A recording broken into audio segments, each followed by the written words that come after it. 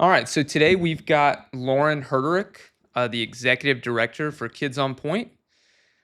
We're hosting or Landmark is hosting a charity golf tournament. It's going to be our first inaugural golf tournament, and Kids on Point is going to be the beneficiary.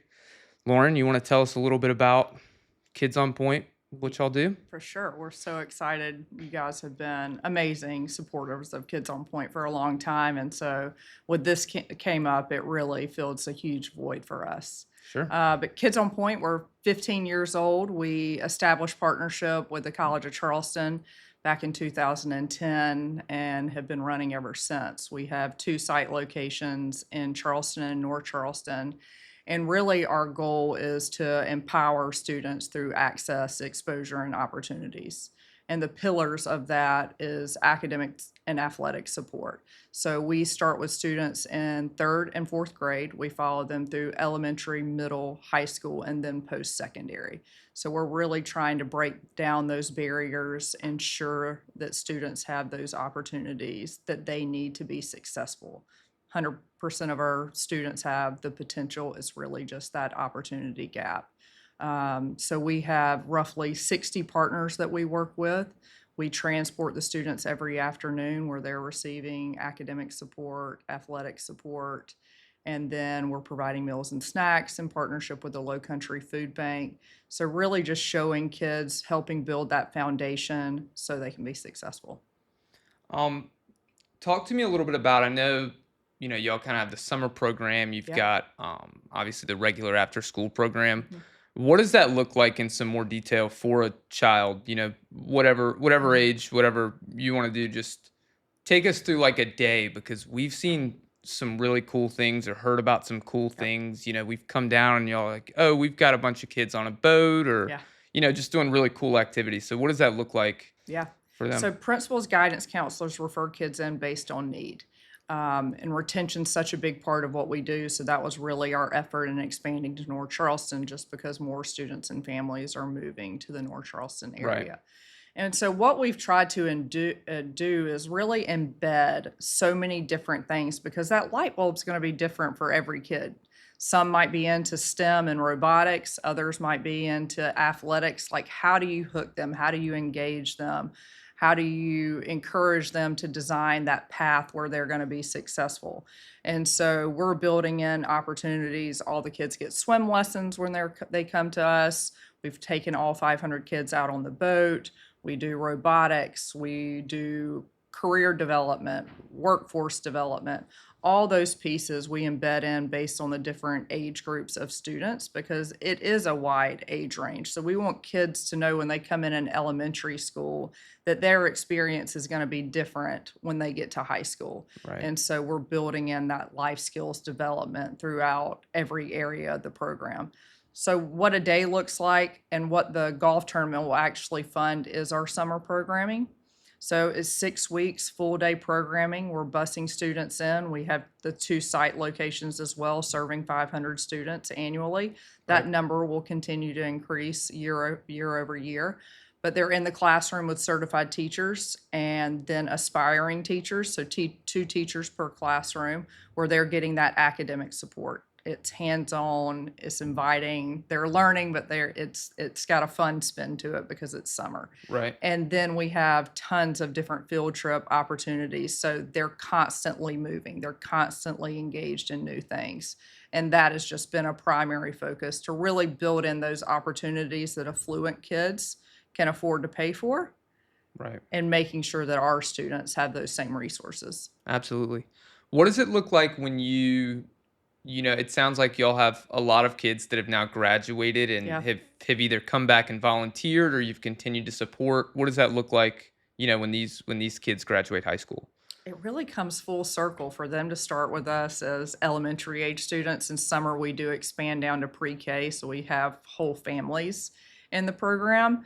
To see them as like young little elementary age students and to now be graduated and in careers, many are donating back to the organization, whether that's financially or through volunteering. And so to see that come full circle, to see them break those cycles of poverty is just so motivating to continue to kind of advocate for our mission and advocate for the students and families we serve. Um, as far as, a family that may have a student or may have a kid, I should say, that's and you're looking for, something like this for Mhm. your kid, how does that process work for a family? Like, do you apply? Yep. It sounds like y'all are, at capacity and growing and Yep. trying to, get as many kids as you can, but Yep. We still have a pretty extensive wait list. We have about 150 students on the wait list in North Charleston, about 75 on the wait list downtown. So we're trying to grow in staffing, we're trying to grow in resources. Transportation is a big logistical piece. But we work solely with schools, so principals and guidance counselors are referring in, but we do have access on our website for families to apply. So they can go directly to www.kidsonpoint.org, and there's applications. If you're located in the downtown area, you'll see an application for downtown. If you're located in North Charleston, And so we are really trying to pull students off that wait list and continue to increase capacity. Obviously you've got the relationship with College of Charleston, Yep. and a lot of college kids are coming through Yeah. the program and getting teaching hours or Yeah. whatever. What does that look like for them? The college partnership's been amazing. Really, that 3 to 6 time, it's difficult for people to come and volunteer. So Right. to have that base of undergraduate and graduate students come where we're signing off on tuition credits and community service hours, it really just allows us to punch above our weight. To have that many adults that we're not necessarily having to extend salaries to Right. enables us to continue serving more kids. And we're really trying to grow that pipeline in North Charleston in partnership with Trident Tech, Charleston Southern, and others so we can continue to grow the capacity there as well. Awesome. Um, so looking kind of towards the golf tournament Yeah. uh in April of next year, people, will be entering the golf tournament, Yeah. buying foursomes, getting sponsorships. What is their money going towards? You know what I mean? When a lot of people want to know, hey, like where is my money going when I Yeah. when I donate to something like this? So the golf tournament will support Kids on Point Summer. Hmm. So 500 students, we hope to increase that number by at least 150 at our North Charleston site. What that funding is going towards is that average summer programs cost families between $350 to upwards of $500 per week. Yep. We are completely free of charge. That includes transportation, that includes meals and snacks, that includes the certified teachers, all the experiences. And so what that money is going to fund are those students coming free of charge. We give preference to sibling pairs. Sure. So if you have 4 kids in the program, you're not having that overhead because it's really not affordable for families to provide those type of experiences Right. in Charleston. And so we want to make sure that all kids have access to quality programs. And so every dollar someone invests as a sponsor or as a foursome for the golf tournament will go 100% to supporting our summer program. That's so cool.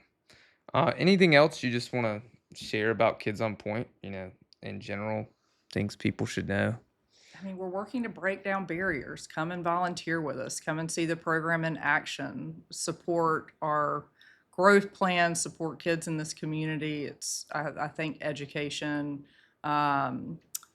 is what we have to tap into to Right. ensure that we are expanding opportunities for our future workforce, for this community as a whole. Right. And that's what we're focused on, is supporting students, and we need community to support us. And I cannot say enough about what Landmark has done for Kids on Point over the years. You guys have been behind us 100% of the way, and that makes a huge difference. Absolutely. It's so rewarding for us Yeah. too. It's not like writing a check and running away. It's Yeah. just so cool to just kind of see the community. I know a lot of people that have volunteered and Yeah. and said good things, and I know that a lot of folks here. That's one of their big things is just making sure that every kid's getting that education, Yeah. and we're continuing to educate the kids and our future in this community and out. Do you have like a success story or Yeah. a cool, just kind of walk us through what that looks like? Yeah. So I've been with the organization for 10 years. So the first group that I came into were in sixth grade at the time. And there was a young man in the program. His name is Jerry. And just an amazing kid. His sister was also in the program and motivated. He never missed a day of programming. He went to Sanders Clyde, then ended up going to Burke High School for a year, and we were actually able to, he got into academic magnet. And then went to Clemson, was a part of the bridge program, and now he's a construction management major or construction manager with MBCon. Oh, wow. And so we were able to place him in an internship with them where they provided certifications, and he's thriving.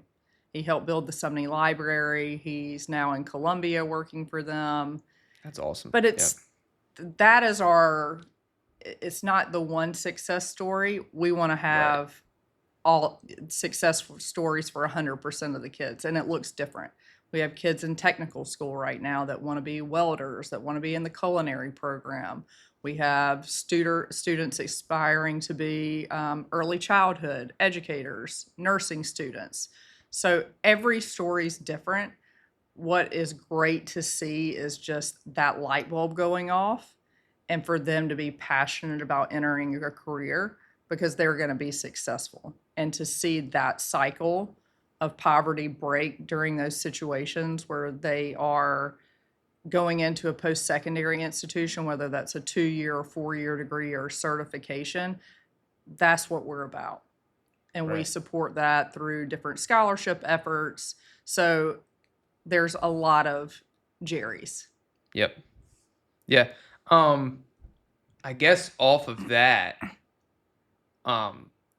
again, you obviously kind of advertised the, hey, we take kids from this age and we take them through high school, and but it's just so cool to hear that like there are, scholarship efforts and there are people, making the connections to get these kids internships and make sure that they're set up and from a lot of kids, just because they can get into college and it's still they need a ton of support, and it's just so cool that y'all are like, is that a department you have that all you focus on is, kind of post high school like kids, or is that just something y'all all are kind of doing? What does that look like?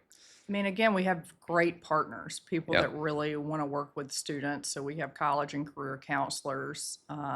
We're really focused on making sure that kids are successful post-secondary. And even speaking for myself, I'm from a rural community in Georgia. You're not necessarily exposed to everything, regardless of where you're from. Like if I knew I was going to be an executive director, I would have taken a lot more classes in college than I did. But it's about that. To me, it is so much around that opportunity gap, that exposure gap. And so exposing kids to what's out there, it flips that light bulb. Right. And that's what we're trying to do. But all the amazing partner groups that we work with really come in and support those efforts because we don't believe in doing anything in a silo. Absolutely. We need community support. We need people like Landmark. We need people like College Sage and the Low Country Food Bank that are providing those resources so we're able to eliminate those barriers for students and families. And we would not be successful without those partnerships. So what does the future of Kids on Point look like? Is there another location, or are we still, I mean, North Charleston's pretty new, right? It's 3 years old. And so we're really expanding our efforts there. We have spent a lot of time focusing on the quality of program, building in partnerships. We want to ensure when we get upwards of 500 students that it's the same quality that it is for 20 students or 1,000 students. And so we have put a lot of focus on that, and now we're growing. We really want to be a statewide entity. We want to support students in different areas, rural areas, urban areas. And so that is our primary focus moving forward, but we're going to see a lot of growth in North Charleston because the demand is there. Mhm. But we're ready, and we've got the community behind us, and we really have an amazingly solid program. Absolutely. So obviously people can, you know, join the golf tournament in a Yeah. variety of ways to support y'all, and monetarily is always a great way to support. But what other ways can people support Kids on Point and the community? And I think a really cool thing that we offer is family opportunities to volunteer. So it just doesn't have to be an adult coming in. We want to make sure that children are getting that experience of giving back. sure. And so we have whole families that come in. We are providing meals for Thanksgiving. So we will have volunteers. I actually spoke to a volunteer group of high schoolers yesterday that are coming in and supporting that. So we have one-off opportunities where you can come in and give out Thanksgiving meals, or we have a week-long Merry Miss festivities where we're just celebrating the holidays with the students. So you can come out and volunteer for that, various arts and crafts. We have reindeer games and Grinch pancakes. And then throughout the year, we have other opportunities as well. For the summer, you can come be a guest reader. It literally takes 15 minutes of your time Right. to come in and do that, and the kids absolutely love it. You can come in and be a lunch buddy. You can go on field trips. We are always looking for people that want to volunteer to go on the boat. Right. Oh yeah. Absolutely. Because speaking from an executive director, that's a high stress activity. Oh, I bet. I bet. But there are ample opportunities to get engaged, and we really want to encourage young people to come out. We want to encourage adults coming out. Bring your family out, and I think that's a really special thing that we offer. Absolutely. Yeah. And it is something that even as we've looked at things, there are a lot of places that there is no under 18. You can Yeah. bring people in, but that's such a cool, bring your whole family, and Yeah. like your kids get to see, and like everybody gets to help, and it just feels so good. You feel Yeah. like you're doing Well, a you good guys thing. came out as guest readers. We did. Ann and I Yeah. had a great time. The kids are, it's so funny dealing with them, and Yeah. it's everyone's different, but you can tell they're just so excited, and Yeah. it's anywhere. Just changing up who you're seeing. Yeah. They're so excited about the books. Yeah. They've all got their opinions. We had a great time. Yes, they're very blunt. Absolutely. Do not read the same book more than twice. That's right. So That's right. No, they'll tell you how they feel, Yes, for sure. they will. But no, that's so fun, and it's something that we even as a company need to do more of, just because it's such an easy thing, and it just anything to give back to the community like that. But we strive to be flexible because we know Right. time is limited. right. And so we try to embed opportunities where you can give as little as 15 minutes of your time, or you can come in and tutor on a weekly basis. It Right. really ranges. Well, April 20th, Yes. Daniel Island Club host a pretty cool event. Sounds like y'all have plenty of staff there, and Yep. maybe even a few kids, and Yes, we will. um, You'll get to learn more about Kids on Point. We'll have golf and mahjong. yeah, So, don't forget the mahjong. That's you know. important. And some really cool. It sounds like we're gonna have some really cool, raffle items and auctions, and just fun stuff. So It's I'm gonna really be- excited. It's going to be a lot of fun. Definitely a worthwhile Monday. And I Yeah, think we have sponsorship opportunities and ways to get involved, whether that's a foursome in mahjong or a foursome in golf, right. to support Kids on Point, to support Landmark. You all do so much for the community, and